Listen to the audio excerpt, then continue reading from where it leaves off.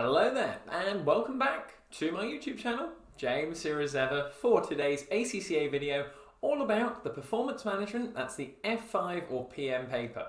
In today's video I'm going to take you through section B of the online computer-based examination and I'm going to go through it head to toe with all of my insights. I've already done a previous video on section A, so if you actually click the button up here you will also have access to my analysis of that video. But whilst we're here now, make sure you stay to the end. Section B is really important within your performance management paper. I presume that is why you've actually clicked on this video. If this is the first time you visited my channel before, my name is James. I'm an ACCA qualified member from the UK. And on my channel, I help out ACCA students around the world pass their upcoming examinations. So if that sounds like something that may help you out, make sure you subscribe, the button will be at the bottom, and feel free to leave any comments, any questions that you may have in the run-up to your PM or F5 exam.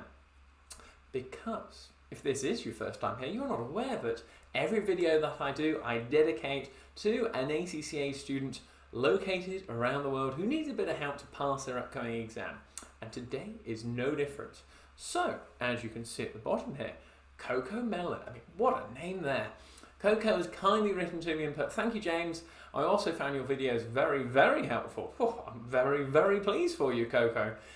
Is it possible you could make another additional video for this paper, part B and C, please? Well, Coco, in this video, I'm going to stick to part B, so make sure you stay around all the way to the end of the video. And if you've got any questions or any feedback on the video, as I said, leave it in the comments down below. And yes, feel free to give the video a massive thumbs up. I've gone through it so you have all of my insights and what I would be thinking and doing if I was in your position having to do this paper myself. So, without any further ado, get yourself comfortable. I've put the actual link so that you can access this paper in the description of this video, so go and click it, have a go first of all, and then feel free to play the video all the way from start to finish, and it's definitely going to help you out. So I'm going to hand over to the main screen, get comfy, pen and paper at the ready to take some good notes, and let's get started. 3, 2, 1, and go. Okay then guys, so I'm at the top, all the important information is there below me. Don't worry, I'm going to hold you accountable. On the screen, we're going to go through it together. If I'm going to do a section B, and I don't even have to do the exam, we're going to get through this, trust me on it. Okay, so if you've clicked the actual link in the description to this video, it's going to take you onto the ACCA website, onto the actual computer-based specimen exam papers, as you can see on the screen. And what I need you to do is, if you scroll down, as you can see on the screen, click the full specimen exam.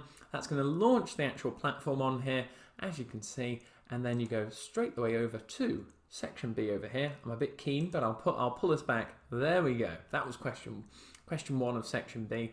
But I just wanted to run you through the actual section B itself and give you a bit of an insight as to what I'd be thinking, again, if I was in your shoes. Well, the first key thing to pick up on is that we actually have 3 objective test questions here. That's what the OT stands for. And you're going to be given 3 scenarios. So make sure you've got down in your notes that scenario 1 does not overlap with 2 and 3.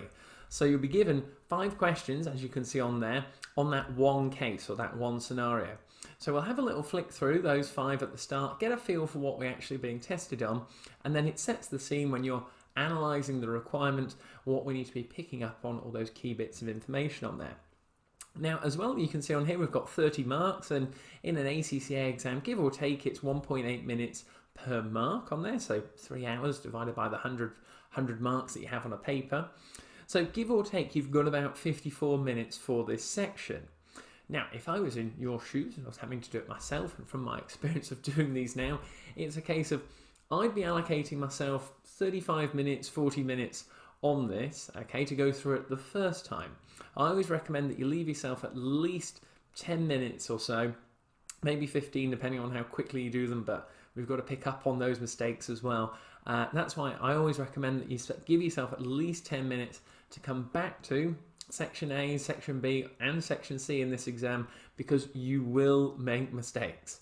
And it's just when you come back with that sort of clear mindset, we're only going to walk and talk through this now, and that's really going to help you develop that accuracy and picking up on the key things within the actual question base here. It's also worth pointing out, in my opinion now, this is my opinion, section B is a lot harder than section A, but lots of students on the performance management paper really struggle on section C. Currently at the recording of this video, I've not done the Section C video, so if you'd like me to do it, as ever, feel free to leave me a comment in the video that you're actually watching now. I'd be more than happy to. So you've got to actually say to yourself, well, I'd be allocating myself 50 minutes for Part B, Section B on here, and then allocating those extra 4 minutes, so you get 54 marks, 54 minutes, sorry, for the 30 marks. So there's extra 4 minutes I'd be allocating to Section C, because Section C is the area which performance management students tend to struggle on the most. The real key thing with this actual exam that you can see on the screen here for Section B, being honest, is you've got to stay focused, because most people are going to do Section A first. It can drain you down. It is quite tiresome as well. So you've just got to remain focused. Let's go through the questions. I'm just going to walk and talk you through today. So hopefully, you're in the right working environment. This is my little office, as you can see on here. And we're going to go through it nice and easy, walk and talk it through what I would be doing if I was in your situation, and get you a bit more familiar with the platform itself, okay? So let's start to go through it, and as you can see down here, these are the sort of next buttons and whatever. So we're going to start on 3 and 2 and 1 and concentrate. Let's go. So this is actual case 1 that you can see on here, and the key thing here is we've got Glamco, and I'm looking first of all at the first sentence just to get a feel for, well, what actually is going on here, okay? So Glamco is a hairdressing salon. Lovely. I've got a bit of an idea what we're looking at here, and because we've got 5 questions relating to this scenario, I'd actually go through and just have a little flick through just to say, well, what are we actually being tested on each requirement, just to see what some of the key words are actually on here. So as you can see on the screen, we've got annual capacity of the bottleneck activity. Okay, so we've got bottleneck here as to say, well, which area of this business within the hairdressing salon is at full capacity on there, so they can't work anymore. Then we've got on here, the salon has calculated the cost per hour, and we've got the calculate the throughput accounting ratio. Okay, well that's in regards to actual return and cost, but we'll go into that in a bit more detail later on. So make sure you've got your pen and paper ready, and also you watch to the end of this video, really key. Classic question on performance management here, which 3 of the following activities could the salon use to improve their actual TPAR on here? Well, this is a really interesting thing, because maybe someone could help me out there, because I couldn't find it online. Now, say if you got actually 2 out of the 3 correct. As far as I'm aware, you need the 3 to actually gain the full marks on this, to get the full 2 marks for the question. I couldn't find it on the examiner's report. I had a look online, did some background research, couldn't see it. I'm going to assume that if you get 2 right, then you don't get the 2 marks overall. You need the 3 out of 3. But if you know different or anything like that, I've had a look on the platform site itself, and you need the 3 marks to say that it was correct. So let me know in the comments if I'm right, or if I need correcting. Sweet, it's going to help everyone else out there as well. Let's have a look on here. What would be the effect of the bottleneck if the salon employed another senior stylist on there? So I'm already getting a sort of hint of there. What would be the effect on the bottleneck if the salon employed another senior stylist? So I'm there going, is the senior stylist the bottleneck?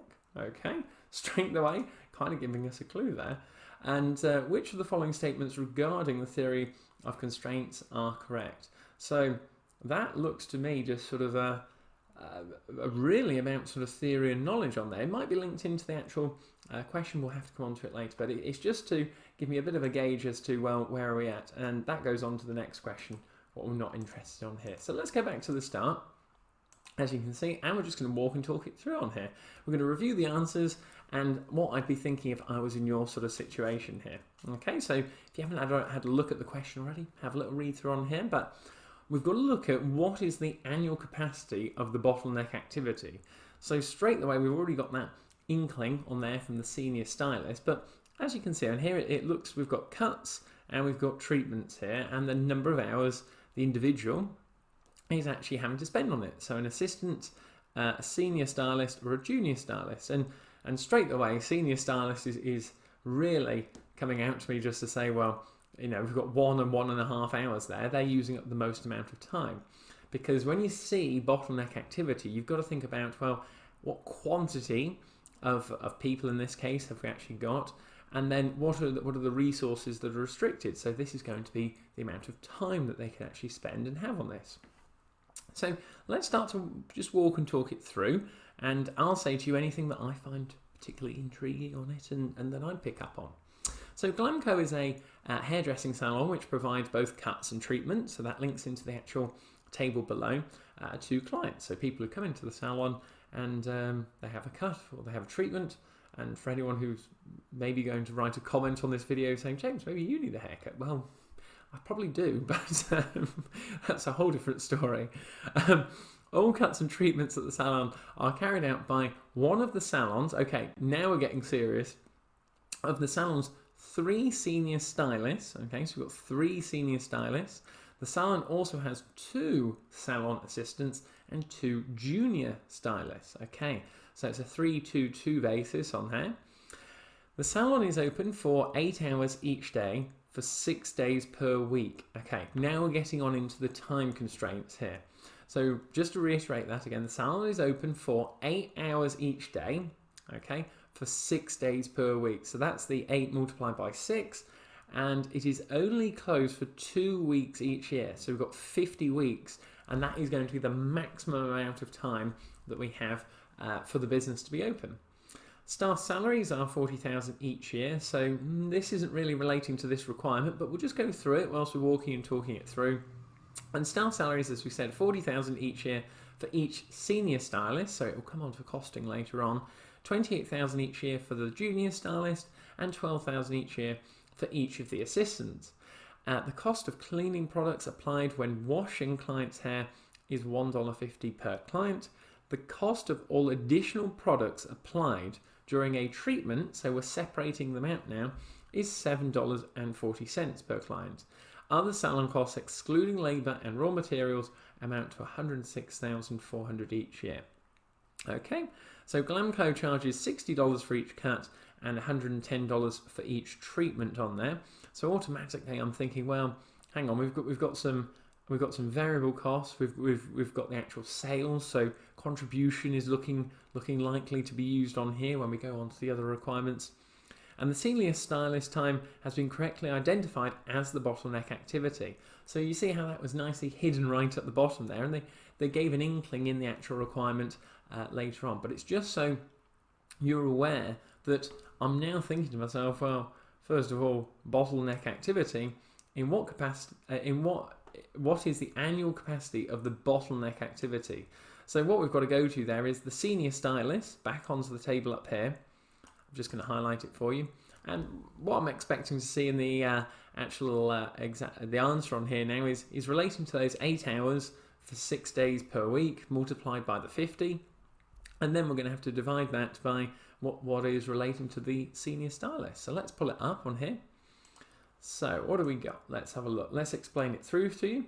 So as you can see, with the total salon hours, so as we said on there, it's literally saying to you, well, if that salon is open for the full year based on the parameters that they've given us, those 50 weeks, so that's the 50 weeks on there, that's the 6 days a week, and that's the number of hours. So that is the total number of hours each year, 2,400, that this salon is open. Okay, and this is where we now actually have to allocate the hours for either cuts or treatments. So we need to break it down into the 2. So there are 3 senior stylists, so picking up on the other constraints that we have. Therefore, the total hours available are 7,200. So what that means is you could have those 3 senior stylists in the shop for 50 weeks in a year. They'd all have 2,400 hours each that they could be working for. So that offers a maximum of 7,200 hours. So based on that actual time, okay, we've now got to say, well, from those 7,200 hours, what could they be doing? And what we're saying here is now, well, if they performed just cuts, okay, just cuts, that's all it is. Well, what we're saying there is it takes them 1 hour. So that is 7,200 cuts at a total, a maximum that they could do in 1 year. Then on the flip side to say, well, okay, well, imagine if they now did 0 cuts. What if they just did treatments? Well, that is going to take them 1.5 hours per activity. So again, take the 7,200 divided by the 1.5 on there, and that is going to give us 4,800 treatments. So this is the annual capacity that they have if they were to do fully cuts and fully treatments on there. So the answer, as you can see, is going to be the 7,200 cuts and then the 4,800 treatments. So they have the either or option. But just to walk and talk you through, pick up on those variables, the actual quantity of hours, the number of actual senior stylists, and that's how you'd walk and talk it through to yourself, analysing the requirements. So nice and easy, and first one down. Now we're actually getting into the actual the accounting ratio now.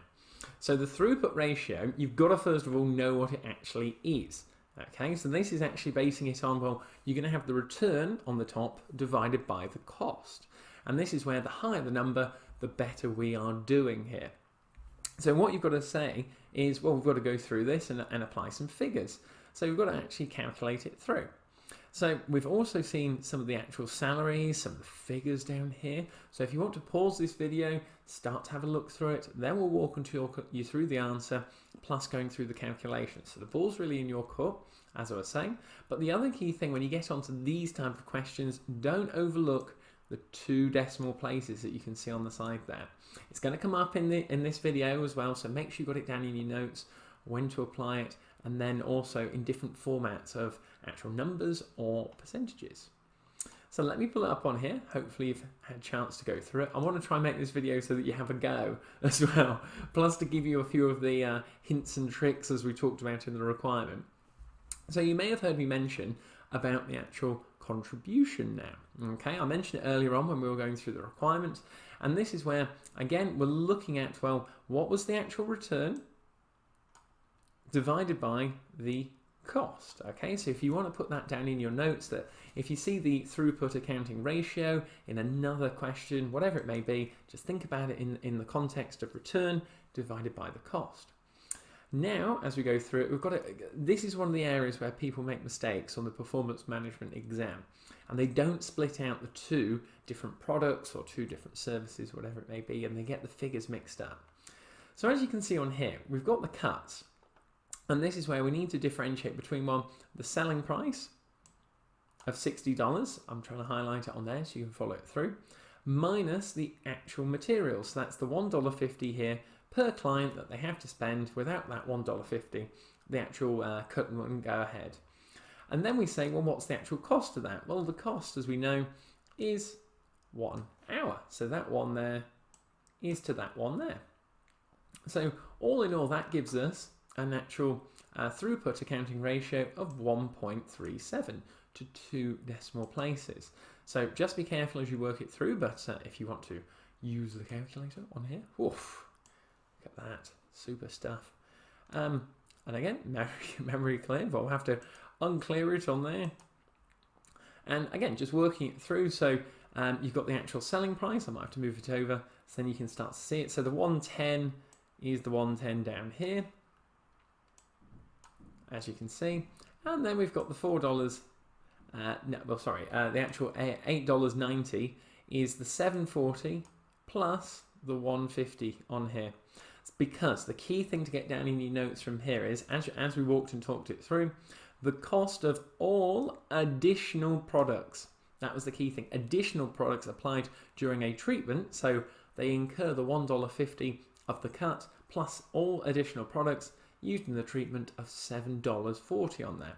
So we needed to actually add that on. Another mistake area that students will miss out on. And that gives us our $8.90, as you can see on the side here. And the treatment incurs 1.5 hours. So this is where it comes down to it, to say, well, okay, let's put it in on the calculator.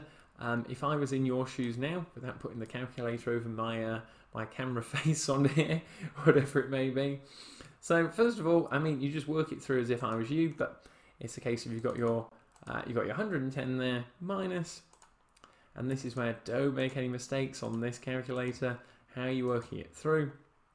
So there's your 110 minus the 890, okay, and then divided by the actual 1.5 hours. So that gives us our 67.40 on there, okay, and then you divide that.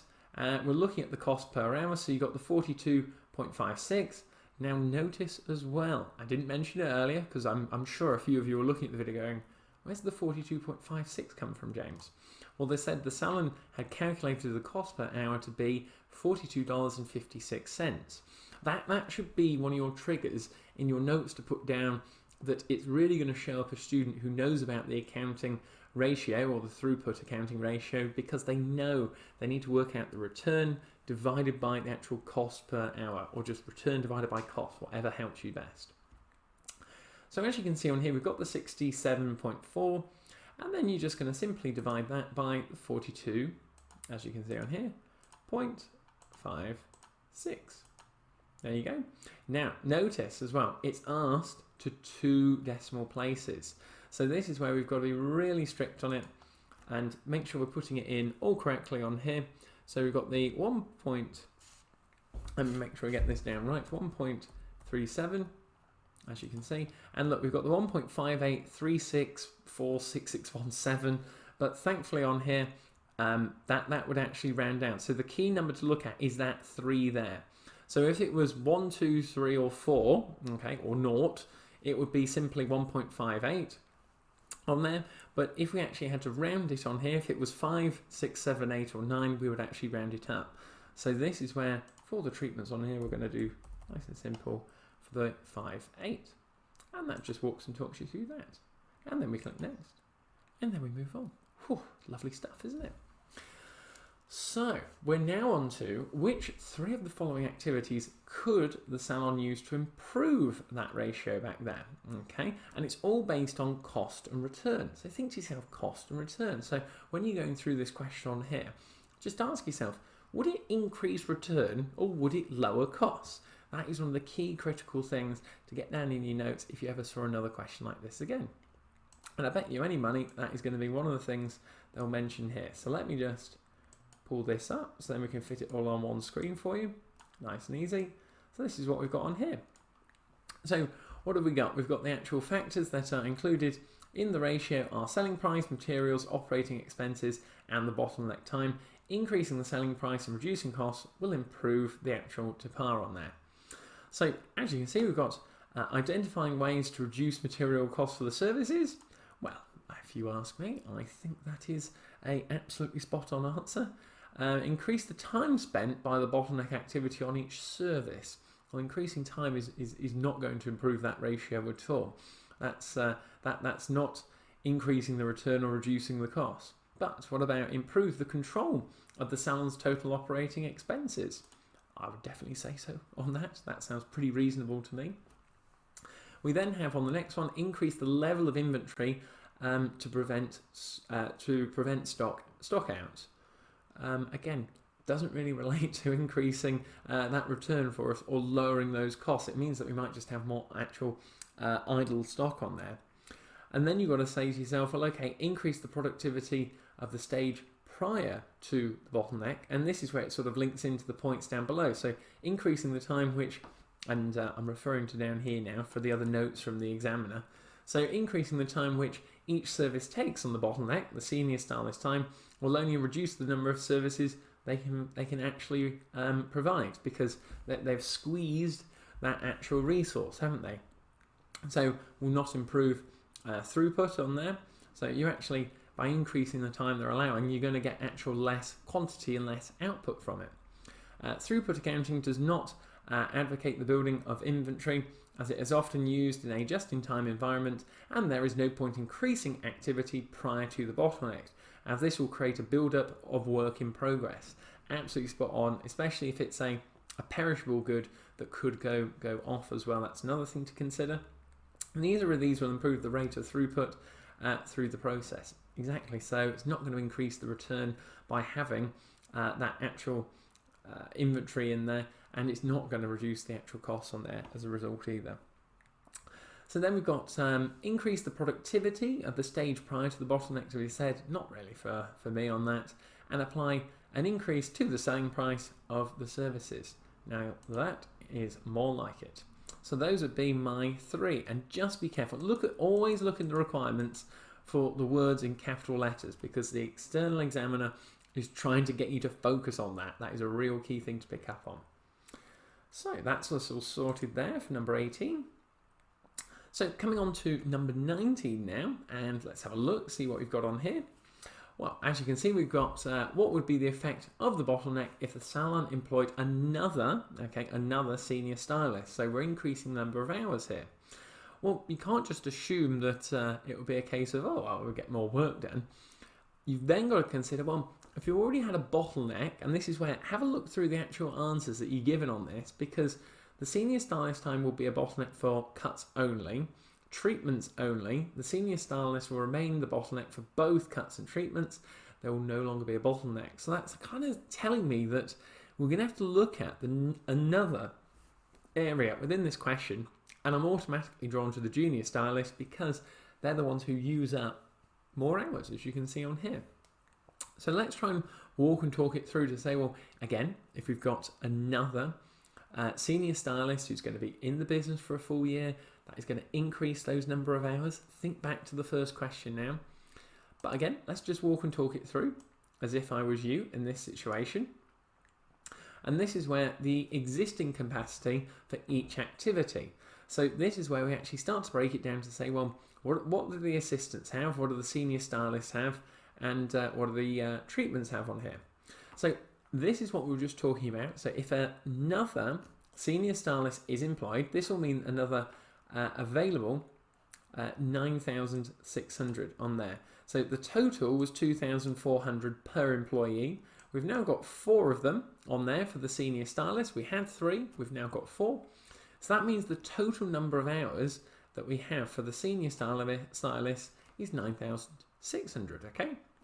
So this will give the capacity now to do 9,600 cuts, because again, it's divided by the 1 hour, and 6,400 treatments. So again, take that total hours number figure, divided by the 1.5 for the treatment, because that's how long it's going to take us to do each treatment, and that is going to give us the amount of 6,400 treatments that with that 4th and a new member of the team, they will be able to achieve. But, we now have to consider, well, what about the other constraints that we actually have? And this is where the alarm bell should be ringing to say, well, do any of the junior stylists or assistants now have existing capacity that is lower than the actual senior stylists currently have?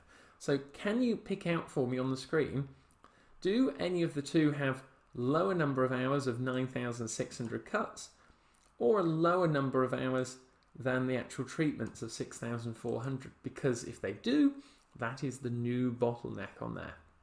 And as you can see in the final paragraph, as a result, the senior stylist will still be the bottleneck activity for treatments. Okay, so the reason for that is the actual senior stylist, with the 4 of them now, this is the key thing to get down in your notes so we're crystal clear on it, is they've got 6,400 hours they can actually use and input in their time, versus the junior stylist could go 9,600 and the assistants could go 16,000. Okay, so that is the lowest, hence it is still the bottleneck. However, this is the key thing now, but for cuts, the bottleneck will now be the junior stylist, as they can only do 8,000 cuts. So this is where there's the 8,000 compared to the senior stylist of 9,600. So in other words, the senior stylist can do 9,600 hours. That's their maximum capacity. However, on the other hand, there are only 2 junior stylists, and they're part of the process for the customers, and they can only do 8,000 hours. So this is where the trade-off is, and the junior stylists are now the bottleneck on there. But this is where another performance management mistake comes into it, that you're processing, you're going through different figures, different stages, and now you're saying to yourself, well, okay, junior stylists are for the cut on here. Okay, so junior stylists are for the cut. But what does that mean for us up here for the senior stylist now? Well, the senior stylist time will be the bottleneck for treatments only, because the actual junior stylists are for the cut. So we need to select option number 2 on there. Okay, so just make it down. That is such a good technique, just to walk and talk it through to yourself. Which situation are you in, and how can you help yourself? Make sure you've got down to the right answer. Make sure you've actually interpreted it correctly. Now, we've come on to which of the following statements regarding the theory of constraints are correct. Okay, so thinking about constraints, thinking about a business scenario, we've just been going through one from a hairdressing point of view. And this is where you've got to be really focused, really home in on what are the key words in each sentence to say, well, is that really correct? Can I really advocate and go for that answer? Am I crystal clear on it? That's the key thing. So number one, it focuses on identifying stages, okay, of congestion in a process when production arrives more quickly than the next stage can handle. Well, that I would say yes to that, okay. I mean, it's saying identifying stages of congestion on there, that what are the constraints as to what's holding us back in a process when production arrives more quickly. So that's for me straight away saying yes. It is based on the concept that organisations manage three key factors: throughput, operating expenses and inventory. Again, that's core knowledge from performance management, and they are absolutely fundamental to the theory of constraints on there, so that is definitely true. So I already know that for the fourth option, 1, 3 and 4 is a no-go on there. Not a chance, not a chance. But then we've just got to have a look through 3 and 4. So it uses a sequence of focusing steps to overcome a single bottleneck, at which point the improvement process is complete. It uses a sequence of focusing steps to overcome a single bottleneck. Not sure on that one, to be honest. No. At which point the improvement process is complete. Improvement process is complete. No, I wouldn't go for that one. See, automatically then, that 3 there, I'm trying to think it through, and I'm there going, that doesn't resonate for the theory of constraints and saying what are the sort of limiting factors that we're dealing with here and the variables. Focusing steps and an improvement process, that's more sort of verging down the sort of efficiency and sort of effectiveness areas of the module, I would say. But then finally, we'll have a look at 4. It can be applied to the management of all limiting factors. See, we're getting onto limiting factors now, both internal and external, which can affect an organisation. It can be applied to the management. You see, that's more sort of people-based on there. Applied to the management, not the theory. I think that's more people-based than theory-based. So I'm going to go with the first one on there. But let's see what we've got on here. So as you can see on here for the answer, so the theory. Let's make sure we pull it on. I don't want to overlap on there. That's a bit better. Lovely stuff. So the theory of constraints is focused on identifying restrictions in a process and how to manage that restriction, commonly termed as a bottleneck. It is based on the concept of managing throughput, operating expenses and inventory. So that is number 2, absolutely spot on. But then notice on the first one there, the theory of constraints is focused on identifying restrictions. So they're just using different terminology there for congestion, as you can see there, in a process and how to manage it. So in other words, arrives more quickly to that next stage and how they can handle it. So definitely 1 and 2 so far. It does not use a series of focusing steps, but is not complete once the bottleneck has been overcome. In fact, it is ongoing process of improvement, as once the bottleneck has been elevated, it is probable that another bottleneck will appear and the process will continue. So this is where number 3 is definitely wrong, because it's asking for a sequence of focusing steps on there. Whereas what they're saying here in the answer is, well, it's a case of, yeah, you might find a bottleneck and it's brilliant to focus on it, but then it's more than likely they're going to be elevated and another bottleneck will appear after that as well. Finally, it cannot be applied to all limiting factors, as some, particularly those external to the organisation, may be out of the organisation's control. So that's where for number 4 is definitely incorrect, because it's asking for both internal and external. And I mean, if an external factor is a limiting factor that you have no control over, well, I'm afraid that is always going to be there, isn't it? That's why that is incorrect there. So for this one, it's going to be 1 and 2 only. Lovely stuff. Right, okay, so now this is the key thing here. You've now gone on to the actual second scenario, getting too keen now on that. And we're now looking at, first of all, I'm not going to look at this on here, so we've got the luxury car seat, high chair seat, so something to do with chairs, and okay. And same sort of process I'd go through if I was in your shoes, as to say, well, what are we being asked for here in this actual requirement? So we're on number 21 now. So in relation to the luxury car seat, what is the labour cost of the 8th unit on there? Okay, so we're going to be looking at 8th unit on here, something to do that, but also focusing just on the luxury car seat. So that I'm already thinking to myself, well, it's going to be the top part of the requirement to actually answer this one. But then we've got to say, well, what is the labour cost of the 8th unit? Well, we'll come on to that in a moment. Let's have a look. What is the actual rate of learning? Well, this is where it's gauging it. It's really standing out to me, saying, well, are we referring to the actual learning curve here? Okay, so the first phase of production has now been completed with the new car seat. Okay, actual rate of learning. So definitely the learning curve is going to be applied here because it wants it in a percentage.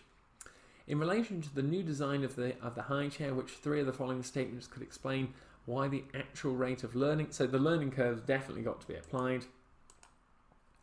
Using probabilistic budgeting, what is the expected budgeted contribution of the office chairs? Okay, to the nearest dollar. Okay, so we've got to be careful on decimals there. And then finally, the fifth question, true or false? You always think, oh yeah, that would be good, but that'll be pretty hard to interpret, but we'll go through it. Identify by clicking on the table below which of each of these statements regarding cost plus pricing strategies are true or false. Okay, so cost plus pricing, you probably think to yourself, oh, simple stuff, but we'll make sure we get it right. So let's head back to number 21. So first of all, I've got to say to you is, if you're really familiar with the platform itself, you're already going to know what I'm going to tell you on this.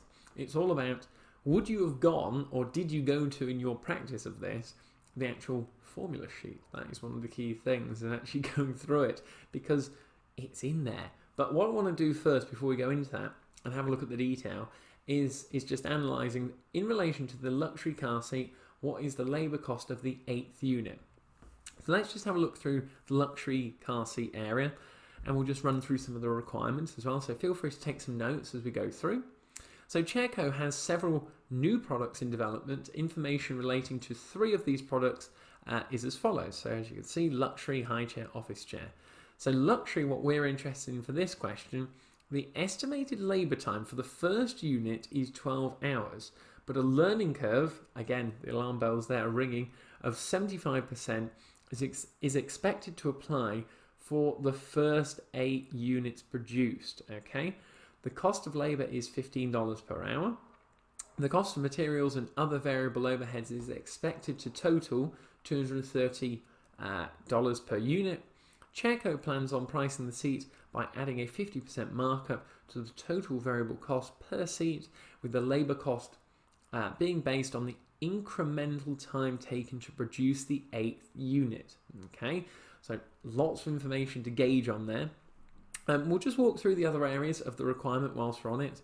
So the high chair, another product which Chairco has in development, is a new design of high chair for feeding young children. Based on previous experience of producing similar products, Chairco has assumed that a learning rate of 85% would apply to the manufacturer of this new design, but after the first phase of production has been completed, management realised that a learning rate of 80% had been achieved. So if you want to get it written down there, the lower the percentage goes, the more steeper the learning curve would actually be, and actual more learning that's being undertaken within the project. So that's actually really good for the business on there.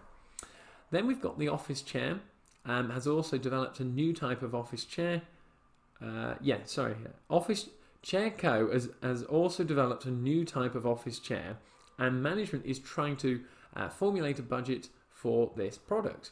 They've decided to match the production level to demand. However, demand for this chair is uncertain. Okay, so when you see that demand for the chair is uncertain, hence you've got these different probabilities in the table here.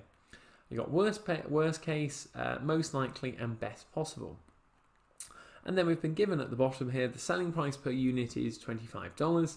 The variable cost per unit is $8 for any production level up to 25,000. So straight away I'm thinking there, well, 25,000, so that fits into it, and that fits into it there. That is over it for whatever is changing. So if the production level is higher than 25 units that we have for 35,000, then the variable cost per unit will decrease by 10%. Okay, so we've looked at the variable cost up above of $8, so that will go down by, what would that be, $7.20 on there. And this reduction will be able to will apply to all units produced at that level. Okay, nice. So where I got 10% of $8 is the 80 cents, the 0.8 on there, and I took it away from the $8 in my head. Total fixed costs are estimated to be 75,000. So automatically, again, I'm thinking contribution per unit. And I know it's getting a bit sunny. I don't know how it looks on the camera to you, but if you're doing your computer-based examination, whilst I try to have some lighting so you could see me, you know, make sure you're in a good working environment for it as well. No distractions. Chairco uses cost plus pricing when setting prices for its products on there. Okay, so definitely got to be having a look at the learning curve on here. And we've got 75%, but really up here, we've got to be focusing on that luxury car seat, so all up at the top. But then you've got to say to yourself, well, how can I help myself out? And this is where it comes into the actual formula sheet on here, because you're given the actual learning curve. So I'm just put it on for the demand curve as well, which again, highly examinable, but it breaks it down what you need to be aware of. So you've got the formula on there, Y being the cumulative average of time per unit to produce X units, which we are given in the question. A is equal to the time for the first unit of output, again, we're given in the question. X is the cumulative number of units produced, again, we've got 7 and 8, we'll have to be working out. B is the index of learning, so we're going to have to use logs on here. Again, do you know how to use it on the calculator on here? And the learning rate as a decimal. So I'm going to walk and talk you through how to do that now and how you should do it if I was in your shoes, because it's actually more difficult than you think. It's really tough. So let's pull up, we're going to need the calculator, 100% for that. And then let me pull up the answers on here so I can walk and talk you through it, because I know what you're thinking when you're looking at that and going, oh my gosh, James, what on earth does that mean? Well, pen and paper at the ready, because first of all, you've got learning curve formula, so that's where it's pulled from. And again, you're given it in the examination. But it's really the calculations where people will struggle on this. So we've got to first work out the cumulative average time per unit for those 8 units, because we need to work out the labour cost of the 8th unit on here. So to do that, we're going to work out the cumulative total time for 8 units, and then the cumulative average time on there for 7 units. Take the two away from each other when we total them up, and then that is therefore going to give us the incremental time for that 8th unit to be produced on there, giving us the number of hours, and then we were given it was $15 per hour, multiply it by it, and then we can get the answer on there, which should lead us to one of the answers that we have on the screen. So coming on to it then, you say to yourself, okay James, I'm looking at this, it's that bit there. I can hear you saying from the other side of the camera, how on earth do I do that? Don't worry, I've got you, it's okay. First of all, you've got to start with that power on there, okay? That is one of the key things, because it relates into what we were talking about in the actual formula sheet to work it out. So if you're getting a bit stuck, have a look through this. And what I'm going to be referring to are those logs there, logarithms, which are used in mathematics.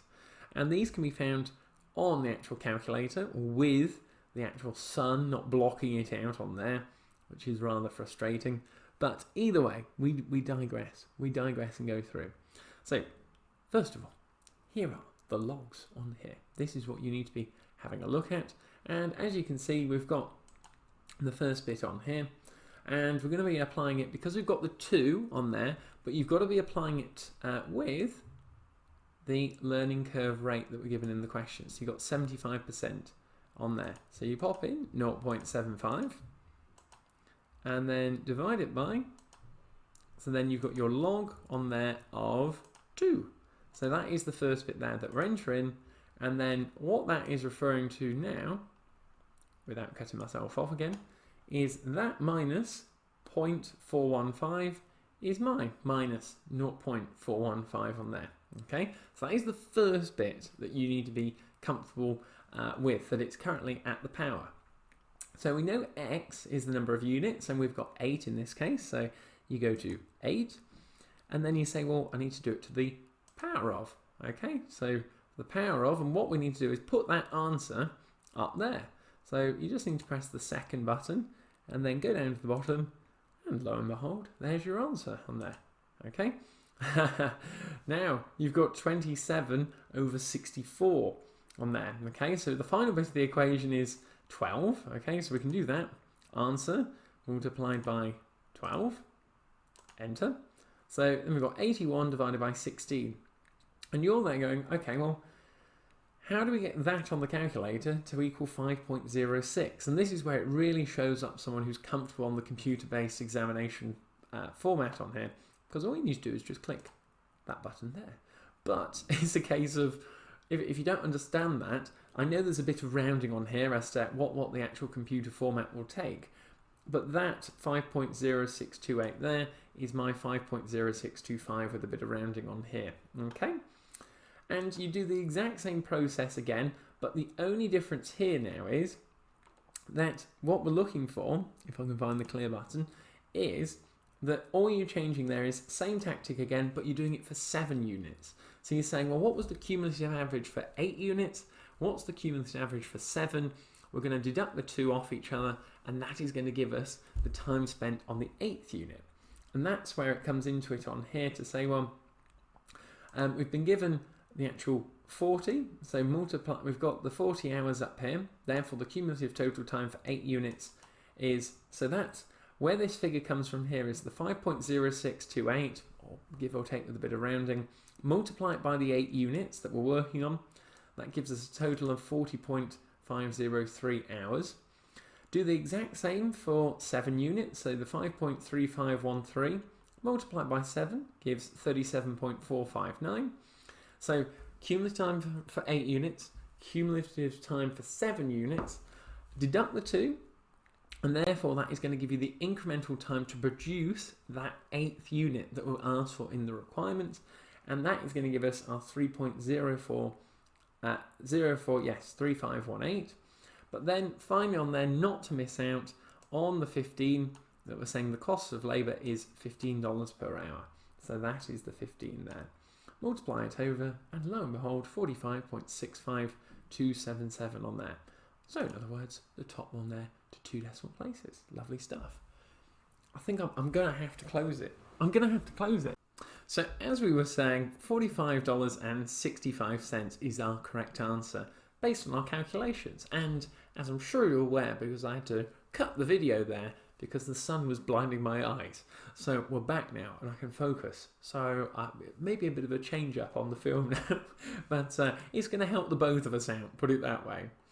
So on to the actual next part of this. So we've got the luxury seat car, and we've been asked here, the first phase of production has now been completed for the new car seat. The first unit actually took 12.5 hours to make, and the total time for the first 8 units was 34.3 hours. Okay, so thinking back to that formula, what sort of numbers are we actually given now that we could be inputting, and we're going to have to work out the variables for this.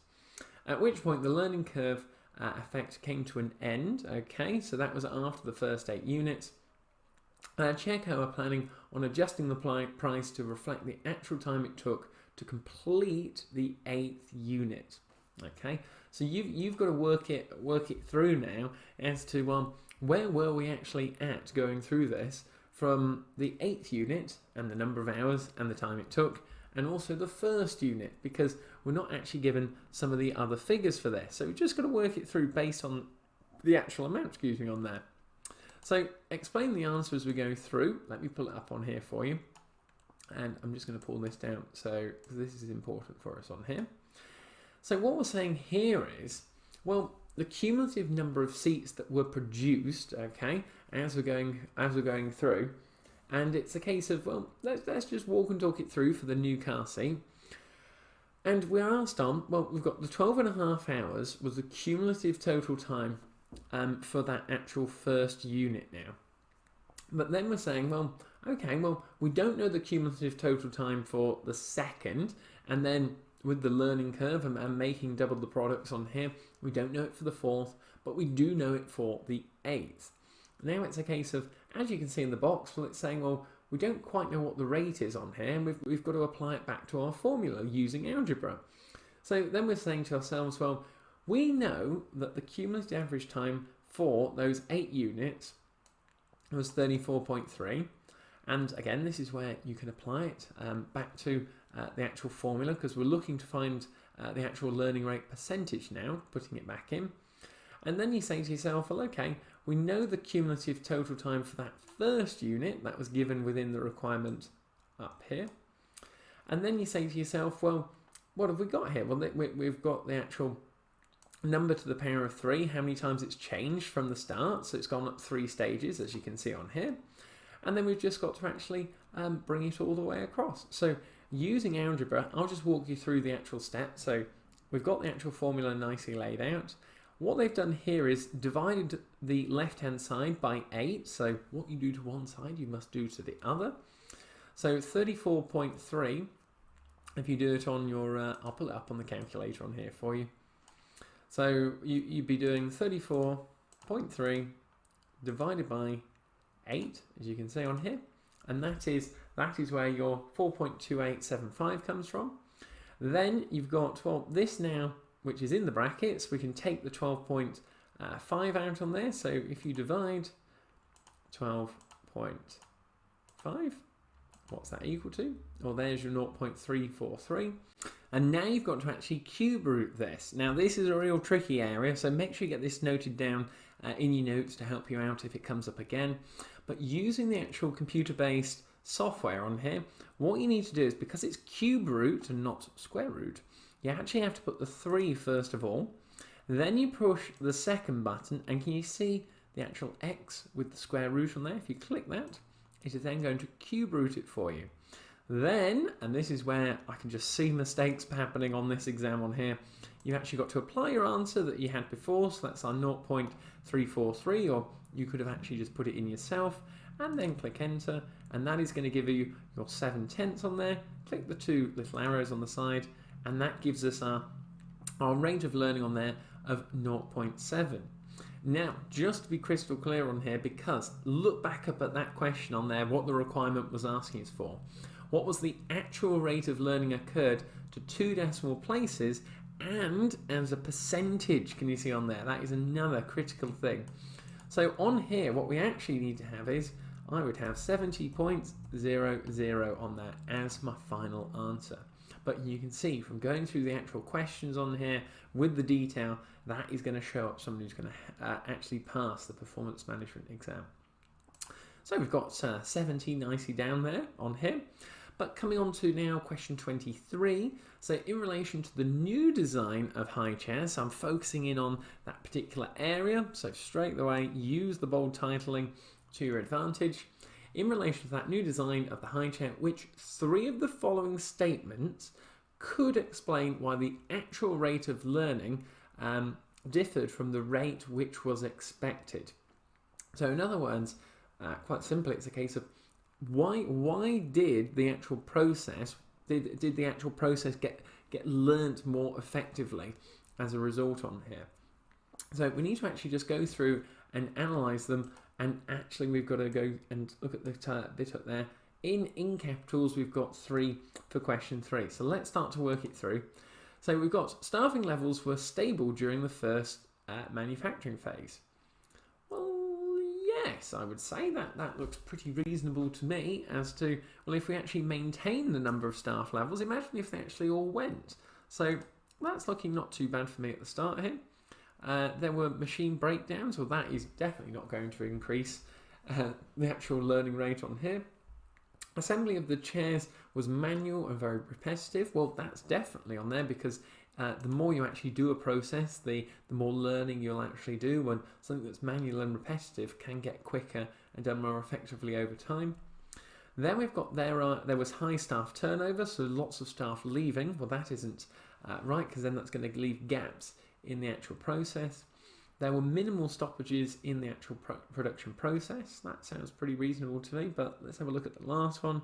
The design of the chair was changed several times at the early phase. Well, if it's continually changing in the early phase, then you can't build up that learning rate as high, so it has to be that one, I would say, on there. So just to be clear on this, and I'll make sure it's on here so you can read it with the answers. A learning rate of 80% means that the learning rate was faster than expected. So what the marker's trying to get at there is that it was supposed to be 85, it was at 80%. That means the gradient of the graph is a lot more steeper as more learning has actually been undertaken here.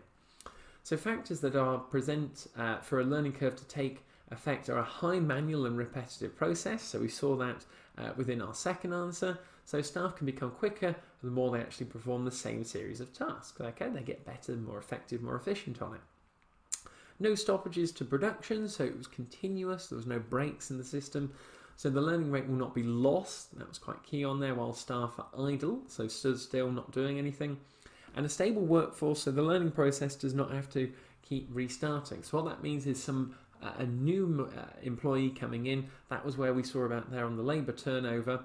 There was a high staff turnover. So that means a new staff member comes in, they have to be retrained, and they have to go through it again. So those would be my three answers for question number 23 on there. So let's click next at the bottom. Right. We've got on here, using probabilistic budgeting, what is the expected budgeted contribution of office chairs? Okay, so we're now looking at the third paragraph. Notice how they're actually trying to structure the questions as well, testing you on each individual area and how you need to focus and home in on that one particular area to get those marks. And what we have here is you saw contribution on there, so automatically in my mind I'm thinking selling price minus the variable cost, which we talked about going through the requirement at the start, giving me the contribution per unit of the office chairs to the nearest whole dollar. But we're also going to have to factor in the probability, and also you might as well just, yeah, that's it, scroll it a bit up in there. So let me walk and talk you through the answers on here. And it was all relating to that 25,000 units that we talked about at the start, the actual reduction, okay, that we got for the 10%, and then applying it to the probability of it actually happening. So as you can see on here, they've nicely laid it out as it was in the actual table. And the contribution per unit for the 17 comes from the 25, so the sales, minus the variable cost of the 8. And that gives us a total contribution of 17. Now, I hear you saying, but James, how did we get 17.80? Well, this is where this 10% decrease comes into it. So think about it like this. It was previously $8 for the variable cost. We now get, as you can see on here, for anything over 25,000 units, then the variable cost per unit will decrease by 10%. So instead of it being $8, take 10% of that, that's 0.8, and then reduce it down. So that's where we're actually gaining the benefit onto it. So it's going to increase the contribution per unit on there. So it's going to reduce the variable cost and hence increase the contribution per unit. And then multiply it across. So there's the total contribution, but then we actually multiply it across. So the 170,000 multiplied by 0.3 gives us the 51,000 here, and then total it up. So this is the key thing here. Probabilistic budgeting, and that was where probability came into it, which really needed you to, if you'd done a few question practices on this, you'd have definitely picked up on the probability, having to multiply it by the contribution per unit in the office chair figures on there. So that means our answer of 362,600 is the one we need to put in there, just being careful of to the nearest whole dollar. That was the other thing that we need to be paying attention to. 362 and 600. Just want to make sure we've got it absolutely spot on.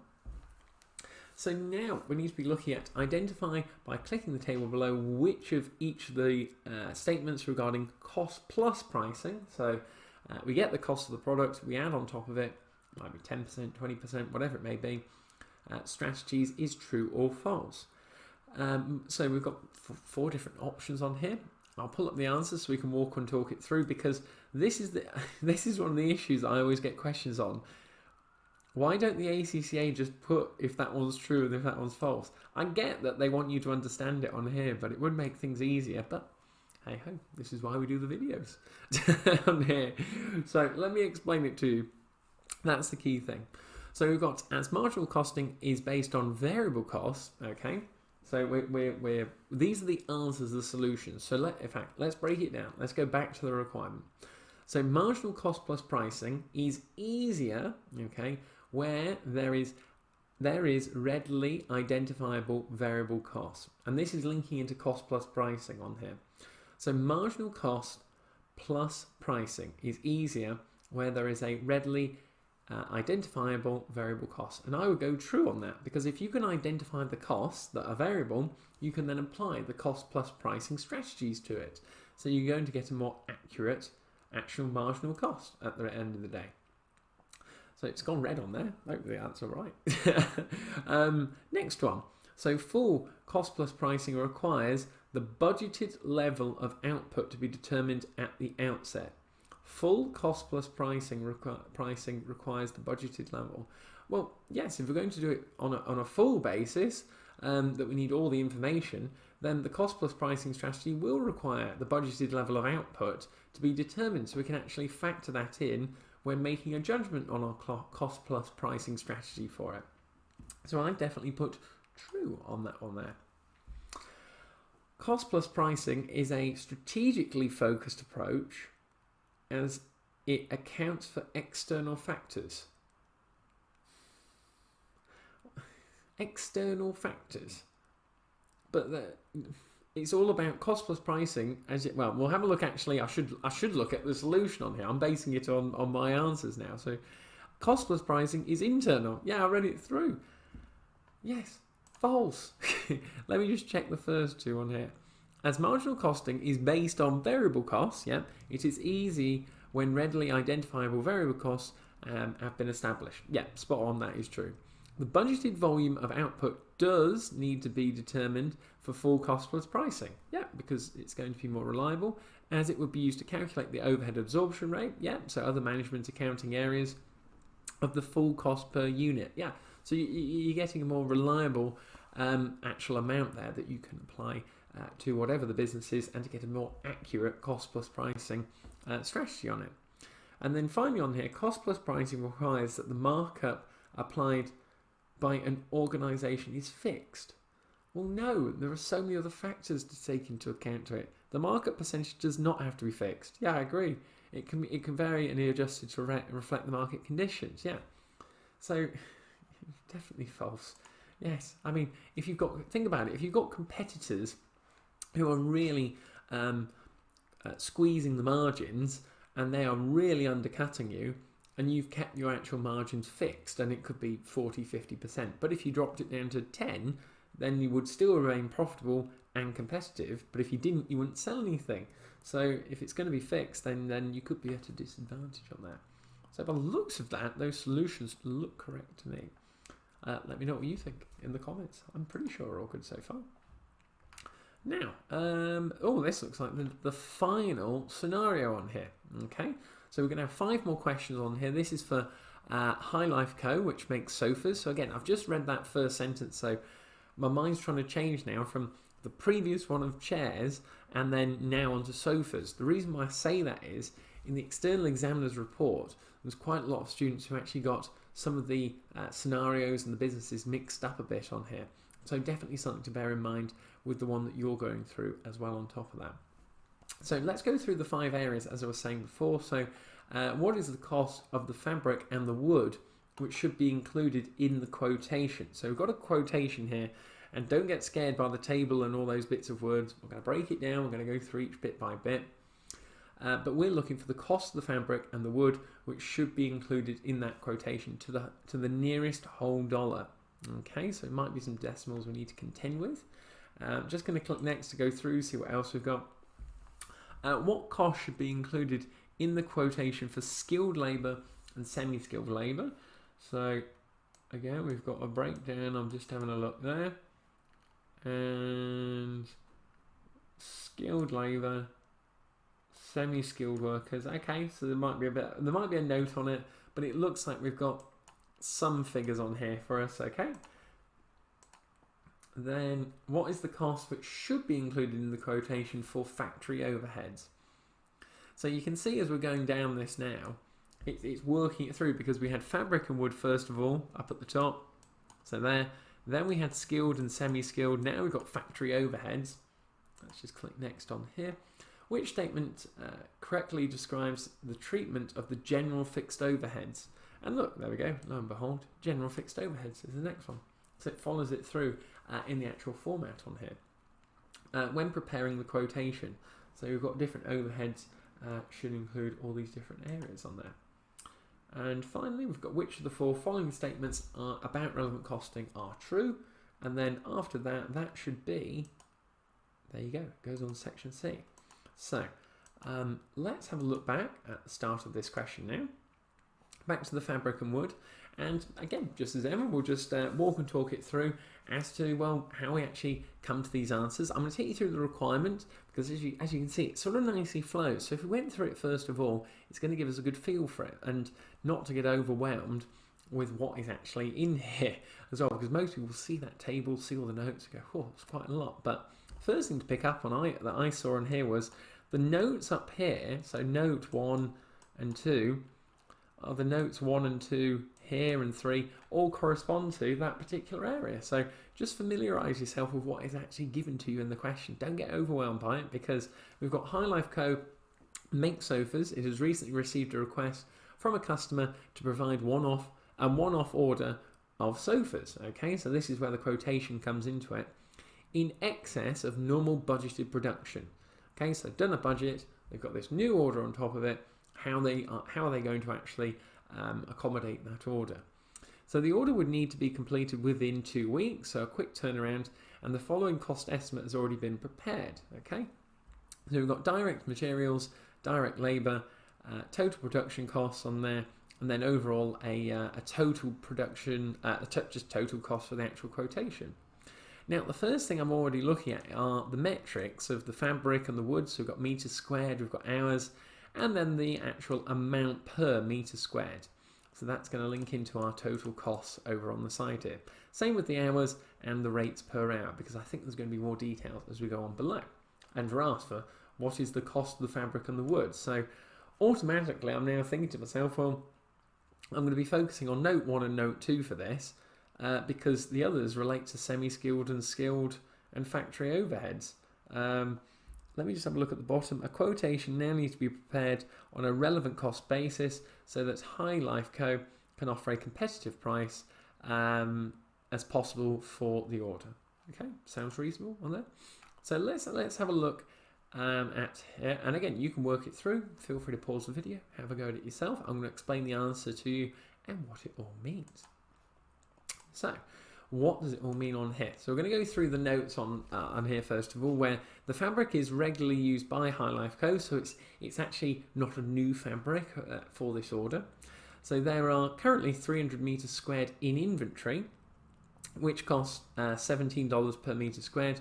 The current purchase price of the fabric is $17.50. Okay, so you've got to ask yourself, for this new order, we need 200 meters squared. But the reason on here, and again, this is for the fabric, they've got $17.50. So the reason why they've actually taken the price of $17.50 versus 17 as a whole number. So think about it like this. In their inventory, they currently have more than they require to fill this order. They've got 300 meters squared of inventory for the fabric. But the thing is, that is in the budgeted actual production for what they do on a day-to-day basis. What they need to charge the individual or the company who's buying this is what is the current market rate, because they factored into other budgets, no doubt, the actual price of $17 on there. So if they don't factor in $17.50, if they were to use up those 300 meters of the inventory sat in there and then had to go rebuy it well, they'd have to rebuy it at $17.50. That's where it comes down to it. Then looking at the note for the wood. So the wood is regularly used by High Life Co. Okay, that's good for us, and usually costs $8.20 per meter squared. So for this project, they need 50. Okay, so make sure you don't get it mixed up with the fabric. And as you can see on here, however, the company's current supplier's earliest delivery time for the wood is in 3 weeks' time. So they want it turned around in 2 weeks, as we saw up at the top. An alternative supplier could deliver it immediately, but they would charge $8.50 per meter squared. High Life Co. already has 500 meters in inventory, but 480 of this is needed to complete other existing orders in the next 2 weeks. The remaining 20 meters squared is not going to be needed until another 4 weeks' time. So in other words, we need 50, we've got 20, and we need to find another 30. But then you've got to ask yourself, well, what rates and what prices are we going to pay for that? So as you can see on here, well, what we've got the 30 meters. So this is the actual amounts that we would need to go out there and go and get. So you've got there for the 30, they've taken, because they need it from the alternative supplier, because it needed a quick turnaround. That is where you've got the $8.50 on there for the extra 30 meters squared that they need to bring in. But then remember as well, this is where the split comes into it, that we've got the remaining 20 meters is not going to be needed until 4 weeks' time. So this is where we could get the actual regular wood for it. We could keep the products as low as possible, so $8.20 on here. And then we could say, well, okay, because they only need it in 4 weeks' time, we could reorder from our usual supplier. It may take a couple of weeks to come through, but at the end of the day, that's okay. We can keep that price low. We can bring in those materials in the future as well and keep it at a lower price. So that's where we actually have the $8.20 on here.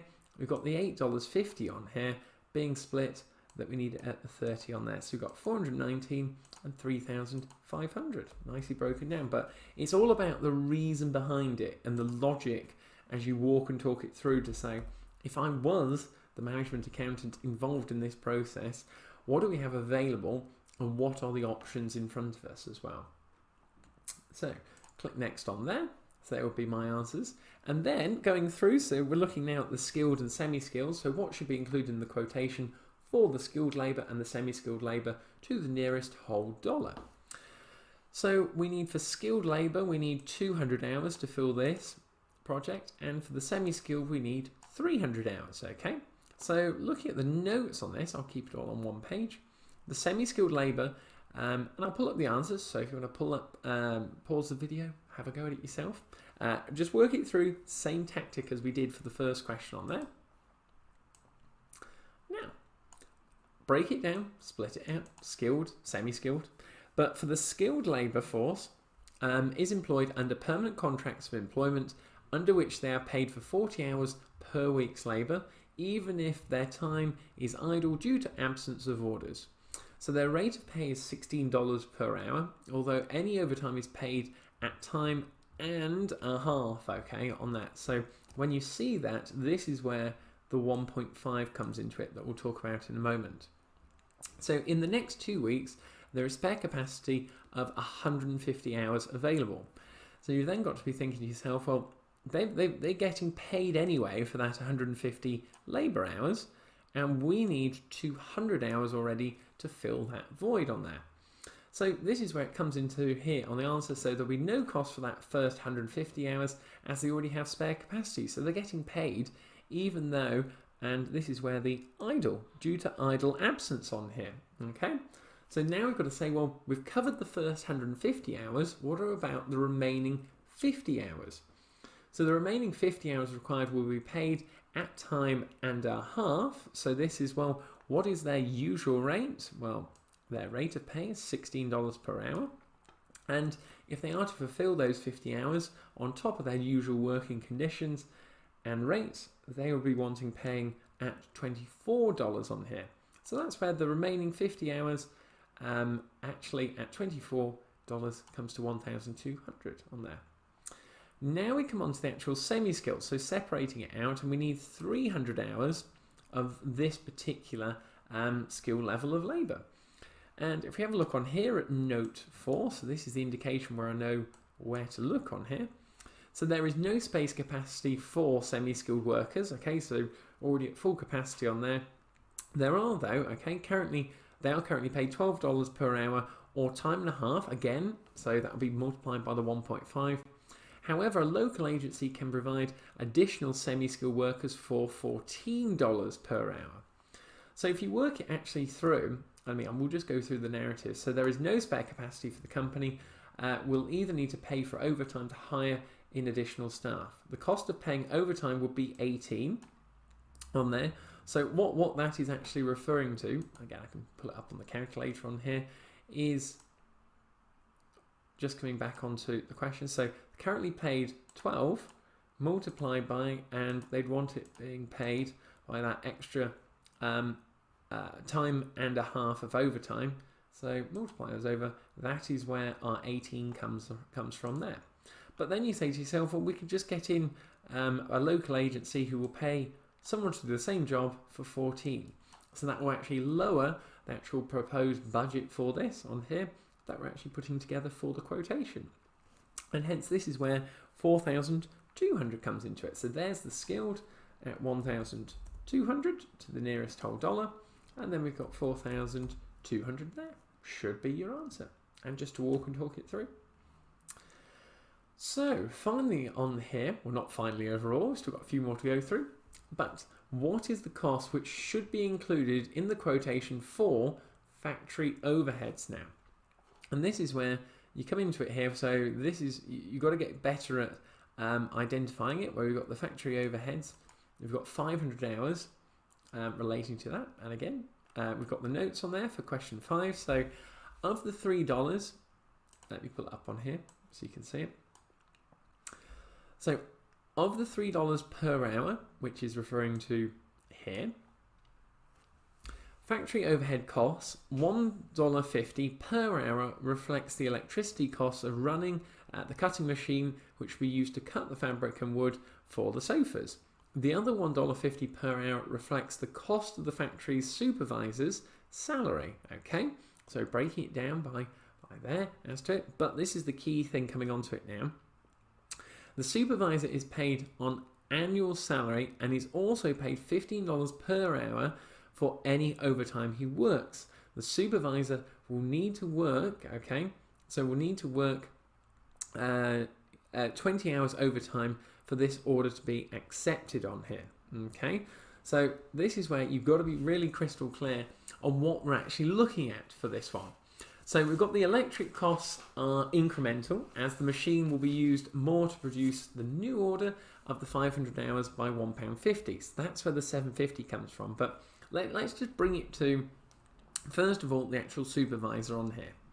So the supervisor's salary, this is where I would personally start, is that we're asked in the question, first of all, the 20 hours of overtime. So this is the stuff we know he actually has to do on here. Okay, so this is where we need to actually bring it down to, well, that's where the 300 comes from. And the supervisor's salary is not relevant as they're paid anyway. Okay, so that relates to the first $1.50 on there. Okay, so we've got $1.50 for the actual electricity cost, but the other $1.50 here per hour reflects the cost of the factory's supervisor's salary. Well, they're already employed on there.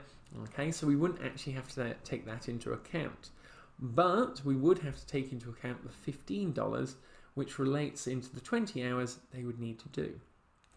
This then, as we were just referring to on here, refers to the 500 hours. So the 500 hours up here, we have the electricity costs, which are incremental, so they go up on there, as the machine will be used to produce the new order. So we've got 500 hours, we're going to get charged $1.50 per hour on there, so that's $750. And just to be careful in your answer on here, it's asking for what costs should be included in the factory overheads. Well, you've got to include obviously both of them on there. So 1050 on there, adding the two up. They didn't actually put the total on here, but I don't know why they did that, but it's okay. So that's where we've got the 1050 with the actual. The key thing on here was the $1.50 for the supervisor's salary. that just didn't need to be included. The individual already gets paid for that, otherwise you'd be double counting it. Okay, so we're just going to click next on that. So we've got which statement correctly describes the treatment of the general fixed overheads when preparing the quotation. So I'm just going to scroll it back up here. I mean, we didn't have a note for the general fixed overheads, but this is where it comes into it. So the general fixed overheads at 10% of the total production costs. So there's the production costs, there's the total, and there you can see that is the actual 10% on there. Okay, so what have we got to be saying is, well, what are we actually looking at here? Well, which statement correctly describes the treatment of the general fixed overheads when preparing the actual quotation? And as we go through, you've got to really actually take some of these out as to say, well, which ones just aren't particularly true and which ones are actually potentially reasonable on here. And we'll just go through what the actual answer is, and then we'll walk and talk it through as to why. So the general fixed overhead should be excluded as they are not incremental. So they're not going up, they're not increasing over time, i.e. they are not arising specifically as a result of the order, okay? So they should be excluded, there you go. And the reason is they are not incremental. So that is our key answer on here. So they are not a sunk cost as they are not a past cost. So sunk costs are things that happened in the past. You don't need to take it into account into the future. And that is why it's a common misconception on there. We've also got the overhead should be included because they relate to production costs on there. Well, we're just taking a given rate, so that isn't correct on there. When we're actually preparing the quotation, the overhead should be included because all expenses should be recovered. Again, we're taking a percentage based on this as to say, well, it's more of a sort of markup, isn't it, as a result? I mean, we're trying to work out the actual total cost on here, that if we were going to maybe put a premium on it, whatever it may be, but in terms of actually coming to the real total cost, this is actually going to inflate it otherwise as a result. So that's where we need to have it down as the overhead should be excluded, which relates to obviously here, because they are not incremental. Okay, so they're not arising specifically as a result of this actual order. We've just put in the rate of 10% on there for it. And then finally, so this is the last question of the last scenario, of the third one on here. And look at this. You've got to pick out which 4 of the following statements about relevant costing are true. 4 of these. And again, I mentioned it earlier on in the video, where if anyone knows the answer to this, feel free to let me know in the comments, where as far as I'm aware from actually looking at the software, you would have to get 4 out of 4 to get the full 2 marks on this. But let me know, say if you got 3, then maybe you get 1 mark. But as far as I'm aware, you'd have to get 4 to get the full marks on this. Correct me if I'm wrong. Put it in the bottom, put it in the comments. I'd really like to know. Couldn't find it online, that's why. So which 4 of the following statements about relevant costing are true? Okay, so this is where you've got to really laser in as to, well, what are they actually referring to here? We've got to be in a basis of thinking about, is it true? So we've got to be careful about any double negatives, any ones on here that are just completely, that can't be right. And also this is a technical knowledge question where it's not relating to High Life Co or sofas or anything like that. This is just about your understanding and knowledge of the actual content on here. So first of all, we've got an opportunity cost will always be relevant even if it is a past cost. Well, what they're referring to there is a sunk cost of something which has happened in the past and we wouldn't take it into account.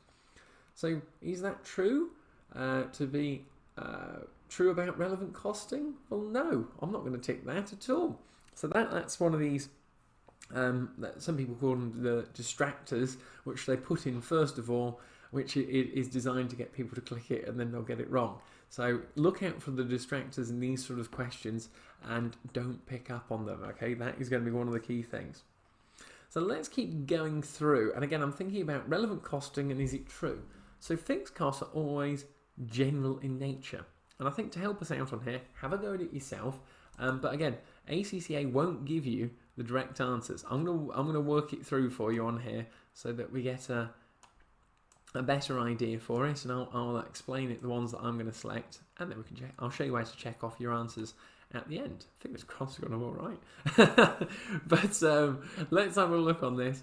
So fixed costs are always general in nature and therefore never relevant. And we're being asked which 4 of the following statements about relevant costing are true. So we're saying, is it true that fixed costs, and this is where I try and reword the question and the answer to reframe it in a way that I can understand it better. So is it true that fixed costs are always general in nature and therefore are never relevant?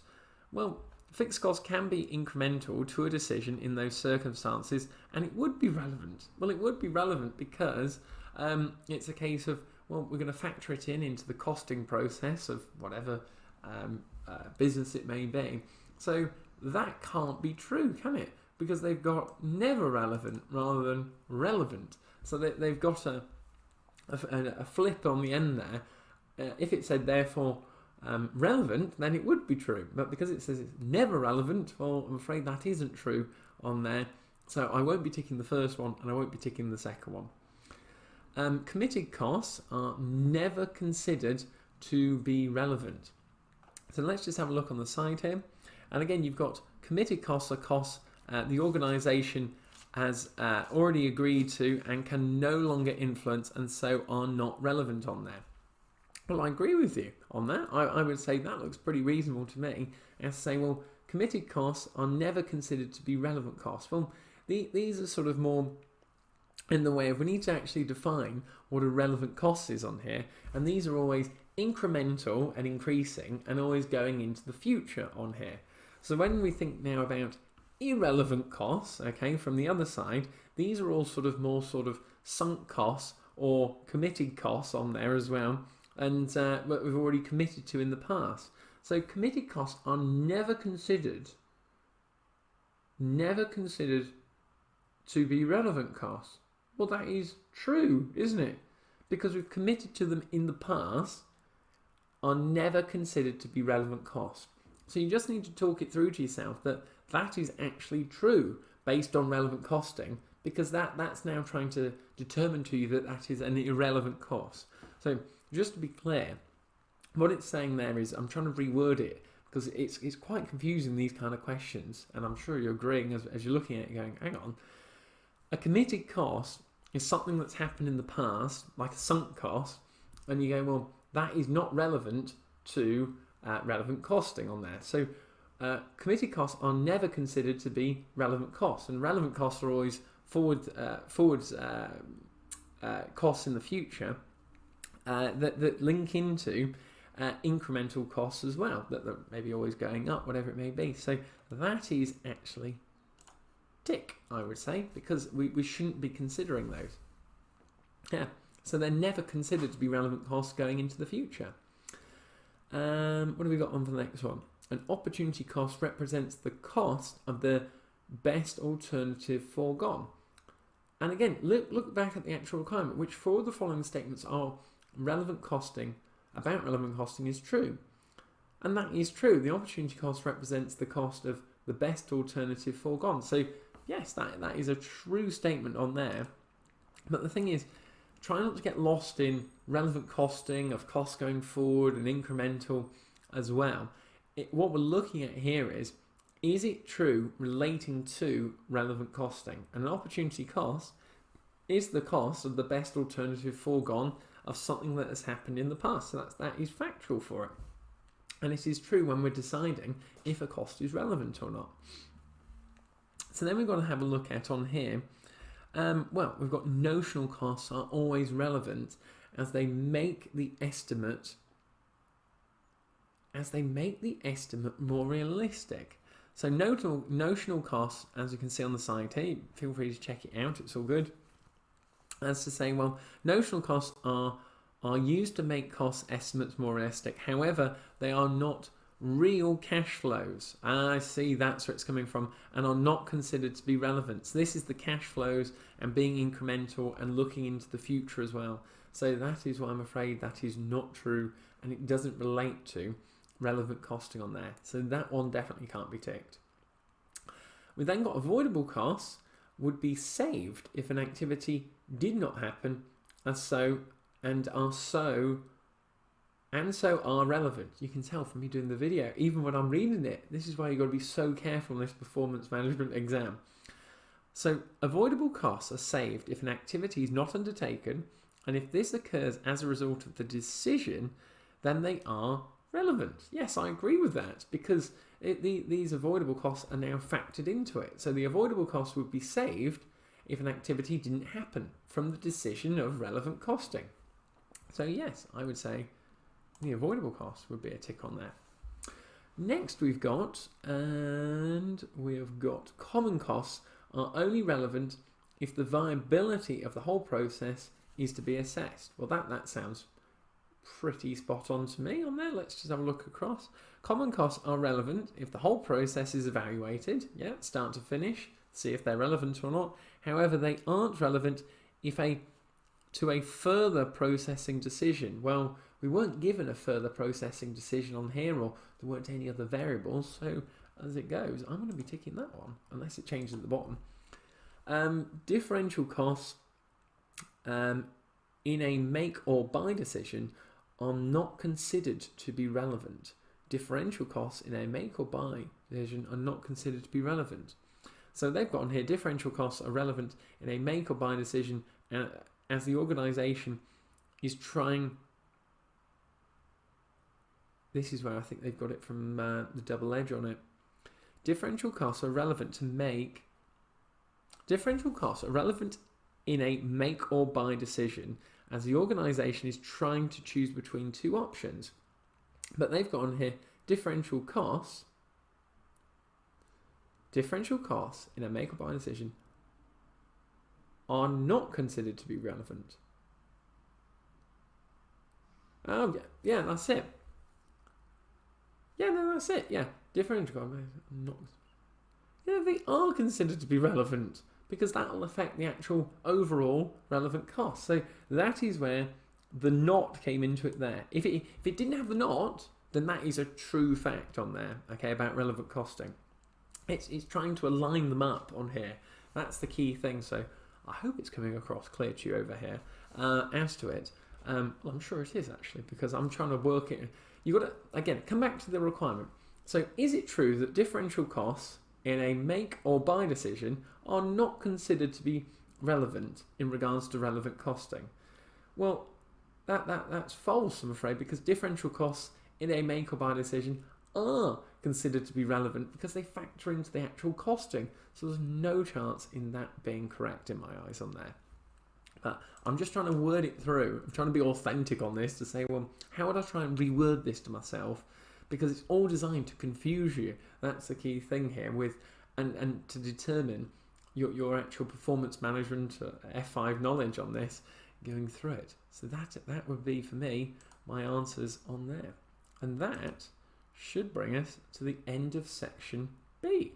Now, to review your answers on there, I think you're going to have to click the review screen on here. So this is where we check it through. So these were all for section A that we didn't actually complete. If you want to have a look at the section A video, I'll put the link to access it in the bottom. But if it's all blank down here, then we should be fine. Woohoo! Look at that. Beautiful. So what we've been through on the video, with all that wording and selecting the right answers and doing it to the right decimal places, is all absolutely spot on how you can answer this. So if you have done the questions yourself, watch the video through start to finish. That is my interpretation of the section B of the actual PM and F5 CBE exam paper. Thank you. Well, Coco, what about that video? That, in my eyes, is how you go through a section B on your performance management paper. That's the F5 ACCA paper from start to finish, with insights and picking up on all those little nuggets of information that could be the difference in you passing your exam. If you have found today's video helpful, feel free to give it a massive like and thumbs up below so more ACCA students can see this content wherever you may be based around the world. And if you've got any requests, such as section C or any other topics you'd like me to cover, feel free to leave me a comment or a message of what you thought of the video as well. Let me know how you get on with your exam, whatever it may be. And whilst you're down there as ever, if you'd like access to all of my free materials, all you need to do is subscribe. The button will be at the bottom, because obviously you wouldn't want to miss out on any future videos, because this one was quite detailed, wasn't it? Not bad. Enjoyed this one. Well, the main thing I can say is, well, best of luck with your upcoming examination for your F5 paper, or PM. Let me know how you get on, but as a final treat, what I've done for you is I've left a couple of videos at the end here. If you click one of those, it's definitely going to help you pass your upcoming exam. But, as always on that bombshell, I'll see you next time. Cheers!